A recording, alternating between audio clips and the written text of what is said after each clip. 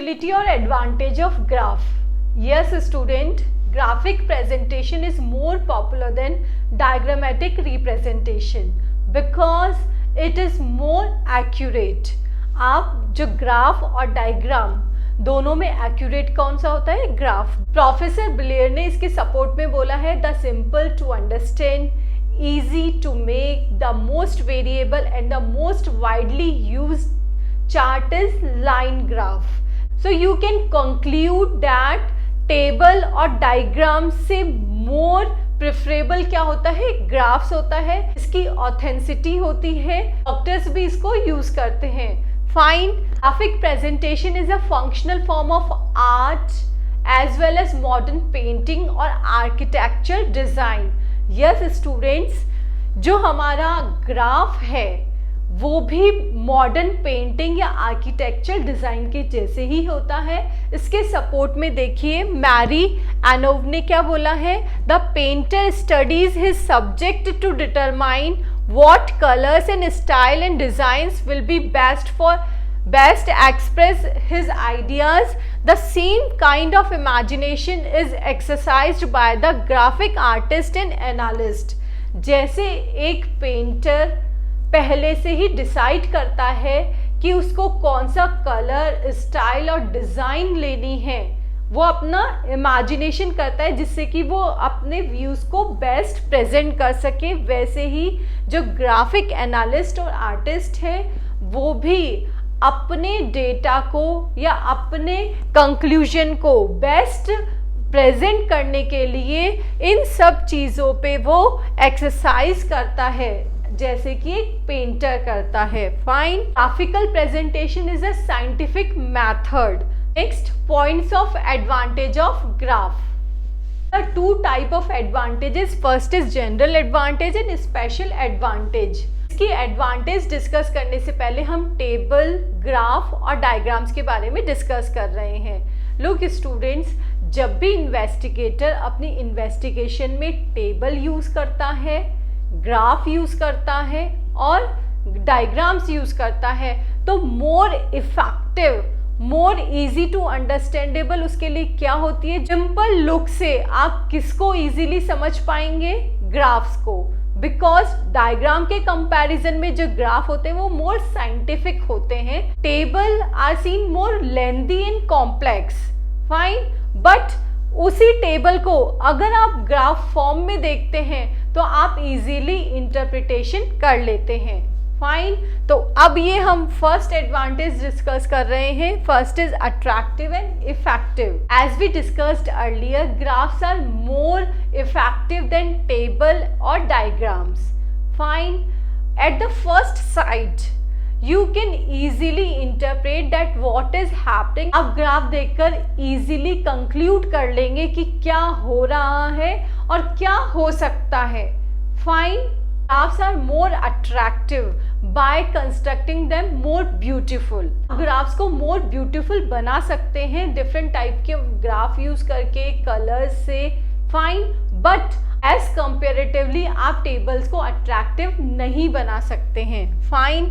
Now very easy to understand. Complex and untempted data can easily be understood with the help of graph. Graph की help से आप easily understand कर पाएंगे इतने complex data को. There is no need to put pressure on the mind.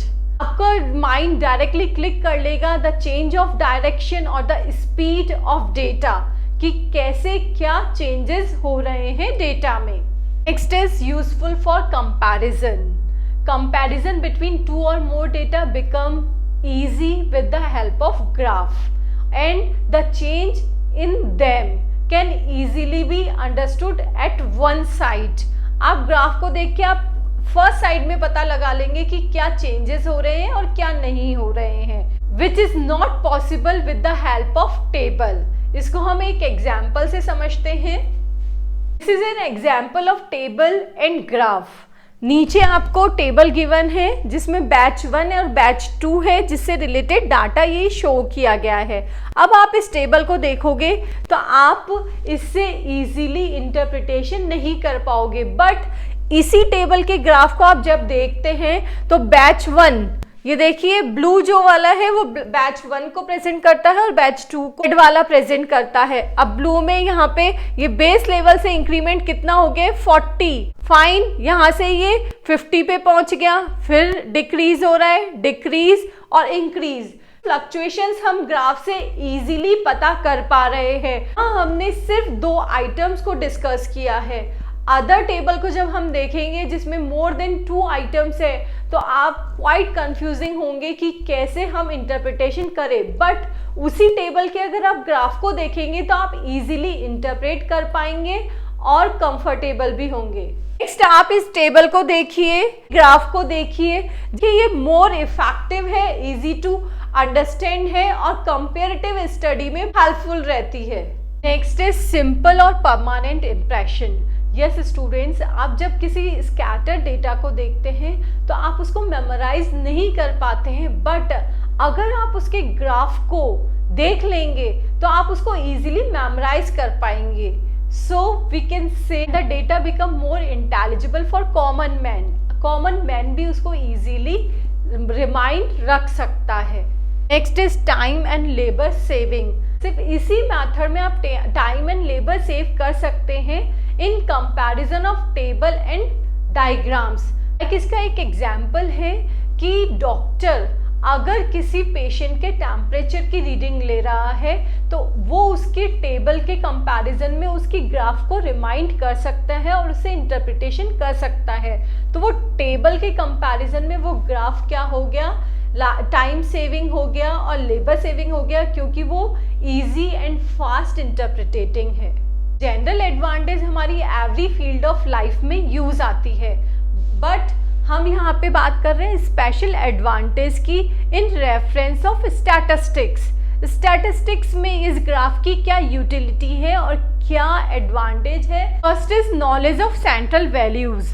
Yes students, if you have shown frequency distribution in the graph, अगर आपने frequency distribution को ग्राफ के थ्रू प्रेजेंट किया है तो you can easily calculate mean, median, mode, percentile, quartiles with the help of graph. Next is study of correlation and inversion. Yes students, correlation और inversion को भी आप with the help of graph easily understood कर पाएंगे. With the speed of curve, we can judge correlation or inversion between 2 or more data series और variables. Curve देखेंगे तो किस स्पीड से वो ग्रो कर रहा है, उससे आप उनके कोरिलेशन को हम इंटरप्रेट करते हैं बिजनेस स्टैटिस्टिक्स में। Next is facility of interpolation and extrapolation. With the help of graph we can easily interpolate या extrapolate the values without using formula. आपको फॉर्मूला भी यूज नहीं करना है, आप इजीली इंटरप्रेट कर पाएंगे। Next is representation of time series. Time series can be represented effectively with the help of graph. Direction and degree of change can easily be interpreted or guessed with a single sight. कि क्या up downs हो रहे हैं, क्या changes हो रहे हैं, आप सिंगल साइट में उसको पता कर सकते हैं। Presentation of frequency distribution. Yes students, frequency distribution का नेचर समझने के लिए हम ग्राफ्स को यूज करते हैं। Like frequency distribution is normal और एबनॉर्मल, सिमेट्रिक या असिमेट्रिकल, तो इन सब को हम इजीली ग्राफ से समझ जाएंगे।